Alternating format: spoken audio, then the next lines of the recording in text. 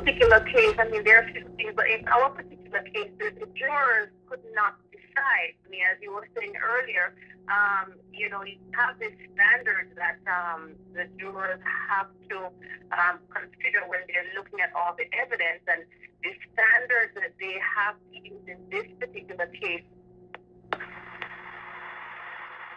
Okay. Sherna?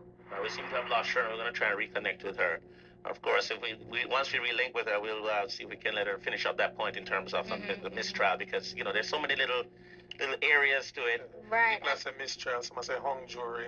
Hung jury. What is the difference between a hung jury and mistrial, right? So, because I mean, if it's a hung jury, they can make, so they have to do the trial over, and then of course that's going to allow probably new evidence or other things. Well, so a lot of things are at stake. Based on some documents that we've gained access to, is that they with the whole mistrial thing, they're bringing new evidence to the fore.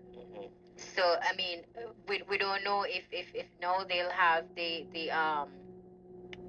other two gentlemen charged. Will they testify against Buju? You know, what are they coming with? You know.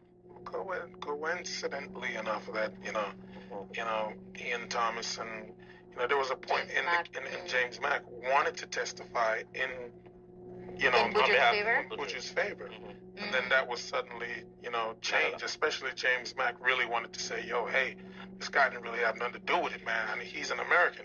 He's not a Jamaican." Right. Oh, wow. So it's a rough case, and I dare and see it for myself and to say, it's like they had them of a pint for proving out to really get this guy. All right, Sherna Spencer, immigration attorney, she's back online with us. Sherna, welcome. Can you hear us again?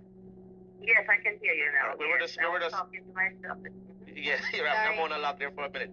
Talk to us a little bit about the point we were just picking up. The mistrial. Mistrial. What are some of the things that can, create or, cause a mistrial in your experience? Yes, frankly, in our particular case, let's just stick to that for our our listeners. The jurors couldn't decide, and I don't know at what point I was cut off before, but I was saying that they were debating what to do. They really were applying the standards that the judge had given to them in terms of how they were to review the evidence, the beyond a reasonable doubt standards. And of course, they've listened to the testimony of all the persons in the case. They have looked at all the evidence that were presented, and they could not make up their mind. So, they told the judge earlier in the day that they were struggling trying to make a decision, and they just could not come to a decision. There were some individuals there who were doubtful, and so they were not able to make a decision. And for them to come to a decision, they all have to unanimously. All the jurors could not make a decision that he was guilty. So with a new trial, so this is so there's what's the difference between a hung jury then and a mistrial, or is the same thing?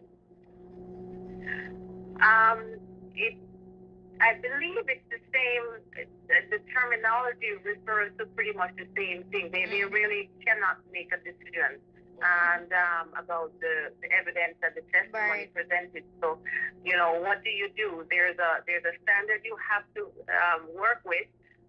If it was a clear and convincing standard, which is a different standard for a different type of case, then of course it would be, it's a lesser standard. But this one is a little bit more exacting. I mean, if you can imagine, you're there and you're looking at evidence, you're listening to testimony, and you're yourself.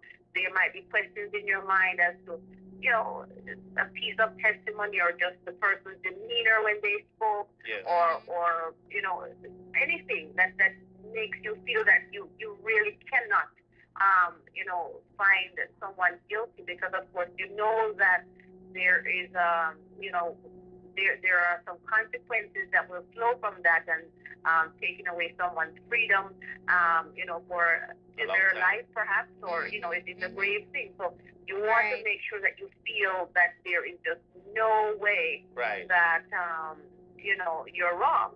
So and there is obviously sufficient evidence to support whatever decision you are taking. Well, Sherna Spencer, I want to say thanks to you for joining us. Of course, you've given us a lot of information tonight, of course, and the listeners out there in terms of the immigration side of it, of course, and the actual case. So we say thanks again, Sherna, for your time. No problem. All right, that's Sherna Spencer, immigration attorney at law and music manager, and she's in Florida. Gramps, what can you tell us? I know each day basically you had Jamaicans and lovers of reggae music, supporters specifically of Buju Banton, who gathered outside the courthouse basically showing their support. What was the vibe among the people there? What was it like? Similar to my vibe, you know, a lot of people were watching the video. We were shocked to see it, and because before it was just talk, you know, but those who were there to support him, you know, including family, friends, and fellow musicians. We and one that was there, Deli Ranks. You know, VP Records, represent from VP Records.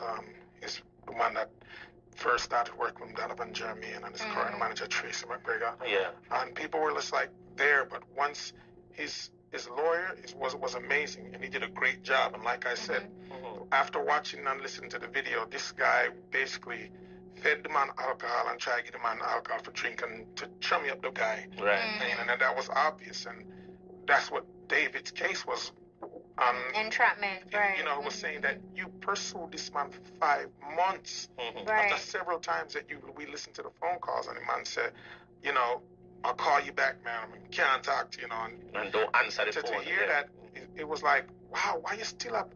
You know, and at one point, at one point, David Marcus said, that's not what the United States is about. Right. You know, to entrap people. That if he was a prior drug dealer, then okay. Right. You know what I'm saying? But this is someone that was touring, and he said, hey, man, I'm about the music. And Buju clearly said that to him, that I'm about the music.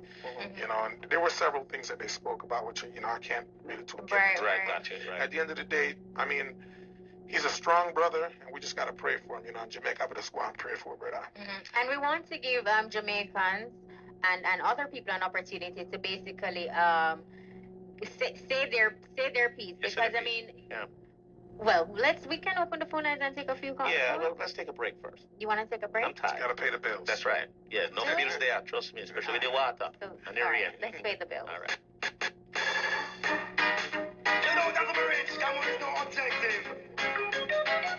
But from it's good loving, we have it. In stock. Yeah, man. Oh, yes. You may not be a movie star. You may not drive a big fast car, but I love you in every way. I love you in every way. Every way I can think of. I don't know why. I'll tell you. I don't know why. Oh, why? Oh, yes. When you may not be working, I drive a fast car. Come here. Come from far. You remember when we only have one hour shirt and you muggle with me in your tight up skirt. As long as we never master God the earth, me not forget where me a come from. Me not go dish your dirt. I'll keep on loving you always. I don't know why. Oh, why? I don't know why. Oh, why? As I am stand your love like a big snap of fish. The way you look, the way you dress, and that me carry it. Your personality, there is no other like it. Put your button in the world. I am a woman of friend, cause everything you just meant. You know what they say about a magnum man. Tonic wine, magnum tonic wine, magnum tonic wine, magnum. You know what they say about a magnum man. If I'm ready for the action, yeah, they love it too because it brings